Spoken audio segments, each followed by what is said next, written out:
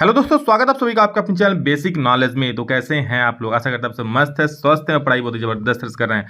दोस्तों आज का वीडियो क्लास 11th के विद्यार्थियों के लिए काफी ज्यादा महत्वपूर्ण है, क्योंकि कल है दोस्तों 18 जून और कल है हिंदी इलेक्टिव का एग्जाम। जी हाँ, आज बहुत ही महत्वपूर्ण क्वेश्चन लेकर आए दोस्तों आप सभी के लिए, जिसमें से आप लोगों को क्वेश्चन जरूर एग्जाम में देखने को मिलेंगे। वीडियो को पूरा देखना और बिल्कुल इसी प्रकार का आप लोग का पेपर रहेगा, तो सभी को शेयर जरूर कर देना ताकि सभी को इसका लाभ मिले। और चैनल पर अगर पहली बार आए तो सब्सक्राइब करके ही जाना, ताकि इसी प्रकार के वीडियो में आप लोग और रेगुलर अपलोड करता रहूँ। चलिए दोस्तों, बिना देर के इस वीडियो को शुरू करते हैं। और हाँ, अभी तक आप लोगों से इंस्टाग्राम में नहीं जुड़े तो डिस्क्रिप्शन में उसका भी लिंक दिया है, जल्दी से जाके ज्वाइन हो जाइए। तो पहला सवाल है कि कभी नागार्जुन ने महामेघ को झंझानील सी गरज गरज भिड़ते देखा है, क्यों देखा है, क्यों कहा है, ऐसा क्यों कहा? तो देखिए, पर्वतीय प्रदेशों में भयंकर ठंडे के समय कैलाश के शिखर पर कवि ने बादलों के समूह को तूफानों से लड़ते देखा है। क्या बादलों का जो समूह है तूफानों से लड़ते देखा? उनको प्राय पर्वतों में बादल समूह तेज हवाओं से टकराते हैं। प्राय पर्वतों में मतलब पहाड़ों में, पर्वतों में क्या होता है, बादल जो आते हैं वो हवाओं से टकरा जाते हैं, जिसमें भयंकर गर्जना होती है। मतलब क्या, और बादल समूह जो आता है वो हवाओं से टकराते हैं और फिर भयंकर गर्जना होती है, आप लोग को सुनाई देता है, फिर बिजली चमकाने लगता है, जिनके कारण आकाश में भयंकर गर्जना होने लगती है। उन्हें देखकर आभास होता है कि वे लड़ रहे हैं। इसी कारण कवि ने कहा है कि महामेघ को झंझानील से गरज गरज भिड़ते देखा। महामेघ को झंझानील से गरज गरज भिड़ते देखा है। क्यों? क्योंकि भयंकर तूफान जब आता है फिर वो हवा से टकराता है तो भयंकर आवाज होता है, तो इस प्रकार से इसलिए कवि ने ये चीज कहा है। नेक्स्ट क्वेश्चन है दोस्तों, कवि को किस प्रकार की आस रात भर भटकाती है और क्यों? तो देखो, कवि रात भर प्रकाश की आस में भटकता रहता है। वो चाहता है कि दिन जल्दी हो और प्रकाश फैल जाए। तो कवि इसी आस में भटकता है कि कहीं उसे प्रकाश दिख जाए, दिन जल्दी हो जाए और प्रकाश फैल जाए।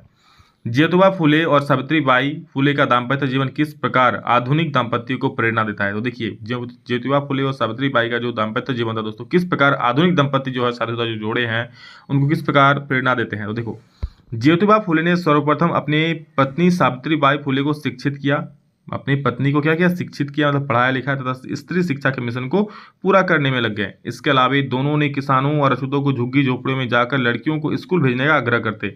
इसके अलावा पहले तो क्या, खुद की अपनी पत्नी को शिक्षित किया, ठीक है, उसके बाद क्या, झुग्गी झोपड़ी में जाते और लड़कियों को स्कूल जाने के लिए प्रेरित करते, शिक्षित होने के लिए प्रेरित करते। लोग इस काम के लिए उनका मजाक उड़ाते, क्योंकि तो सब सोचो, उसके घर लोग घर घर जाएंगे, सबका थिंकिंग एक जैसा नहीं होता है ना। आप ही मानो किसी घर घर जाओगे, बोले बड़ा आ गया सिखाने वाला, मतलब मजाक करने लगते हैं लोग। इस काम के लिए उनका मजाक उड़ाते थे, परंतु उन्हें हार नहीं मानी और 30 साल के अथक प्रयास के बाद इस मिशन को पूरा किया। 30 साल लगातार इस प्रकार अथक प्रयास करते रहे और अंततः इस मिशन को पूरा किया, मतलब सारे लोगों को शिक्षित किया। अतः हम इनकी इसी एकता को देखते हुए कह सकते हैं कि आज के आधुनिक दंपति को प्रेरणा प्रदान करता है। मतलब आधुनिक दंपति क्या होता है, मतलब समाज के बारे में कुछ नहीं सोचते, अभी सब बस चल रहा है, अपना संसार चल रहा है, समाज में क्या हो रहा है किसी को कोई फर्क नहीं, समाज को आगे बढ़ाने की कोई कोशिश नहीं करता है। लेकिन सोचिए, ज्योतिबा फुले और सावित्रीबाई जी का दाम्पत्य जीवन की किस प्रकार उन्होंने लोगों को शिक्षित करने में अपना जीवन व्यतीत कर दिया। अगला सवाल है दोस्तों, रिश्ते हैं लेकिन खुलते नहीं है और हम अपने खून में इतना भी लोहा नहीं पाते कि हम उससे एक ताली बनवाते और भाषा के गुन्ना सी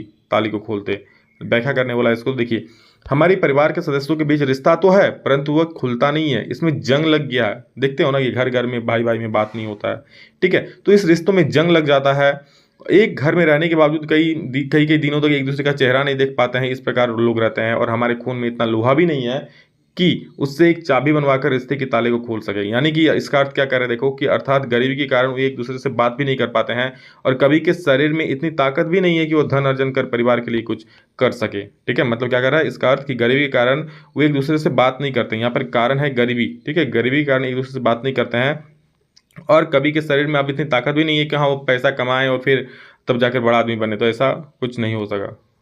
ठीक है, आगे देखो दोस्तों क्या है कि जाग तुझको दूर जाना कविता में कवयित्री महादेवी वर्मा मानव को किन किन विपरीत परिस्थितियों में आगे बढ़ने के लिए उत्साहित कर रही है। तो देखो, इस कविता में कवयित्री मानव को आंधी तूफान भूकंप की चिंता न करते हुए सांसारिक माया मोह के बंधनों को त्याग कर, समस्त सुखों भोग विलासों को छोड़कर, समस्त कष्टों को भूलकर, कठिनाइयों का सामना करते हुए निरंतर अपने लक्ष्य को प्राप्त करने के लिए आगे बढ़ते रहने की प्रेरणा दी है। क्या बोल रहा है कि जाग तुझको दूर जाना, इसमें क्या कहते हैं कवि महादेवी वर्मा मानव को कैसे कैसे परिस्थितियों से कि आंधी हो चाहे तूफान हो भूकंप हो, किसी की भी चिंता ना करो, तुम आगे बढ़ते जाओ, सांसारिक मोह माया की भी चिंता मत करो, सारे बंधन जो है त्याग दो, जो भी रिश्ते नाते हैं सबको भूल जाओ, समस्त सुख को भूल जाओ, भोग विलास को छोड़ जाओ, समस्त कष्ट जो तुमको मिला है सब भूल जाओ, भूल कर कठिनाइयों का सामना, अगर कोई भी कठिनाई है तो उसका सामना करो और अपने निरंतर अपने लक्ष्य में आगे बढ़ते रहो।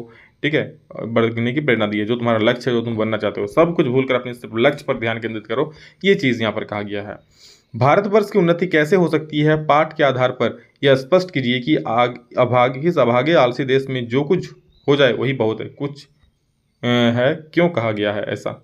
बहुत कुछ है, ऐसा क्यों कहा गया? देखो, पाठक में लेखक का शब्द इसलिए कहे हैं, पाठ में लेखक यह शब्द इसलिए कहे हैं, लेखक ने यह शब्द इसलिए कहा है, क्यों?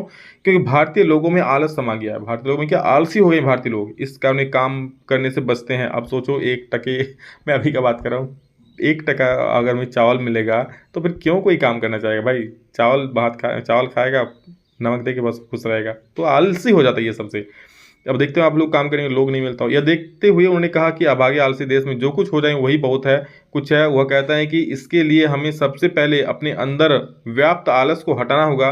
भारतीयों ने निकम्मेपन का जो रोग पाल रखा है, भारतीय ने निकम्मेपन का जो रोग पाल रखा है, उससे निजात पाना होगा। आलस मनुष्य को परिश्रम करने से रोकता है। आलस जो होता है मनुष्य को परिश्रम करने से रोकता है। आप लोगों में से बहुत सारे विद्यार्थी होगा आलसी होगा, चल भाई अभी मैं सो जाता हूँ, कल उठकर सुबह पढ़ लूंगा। जब कल उठे तो बज गया 8, ऐसे ही घंटा 2-3 घंटा वेस्ट हो गया, तो और टेंशन। तो यही होता है दोस्तों आलस, इसको करने से बचिए। ठीक है, जिससे मनुष्य का और देश का विकास रुक जाता है अगर आलस होता है तो। अगला सवाल है, सुखिया ने जिन समस्याओं का गांव छोड़ा वही समस्या शहर के भट्टे पर उसे झेलनी पड़ी। मूलतः वह समस्या क्या थी? सुखिया ने जिस समस्या को देखकर गांव को छोड़ा वही समस्या उनको शहर के भट्टे में भी देखने को मिला। तो समस्या क्या थी आखिर? ऐसा देखिए, समस्या थी रोजगार की समस्या। रोजगार की समस्या को लेकर सुखिया ने गांव छोड़ा था, परंतु शहर में भट्टे पर आकर भी उसकी आमदनी अच्छी नहीं थी। सुखिया ने सोचा कि चलो शहर जाएंगे, अच्छा रोजगार मिलेगा, पैसे कमाएंगे, लेकिन जब शहर आई तो भी उसका ये परेशानी दूर नहीं हुआ। ठीक है, उसे अच्छा आमदनी नहीं मिलता था। वे दिहाड़ी मजदूरी करते, मतलब डेली काम करते।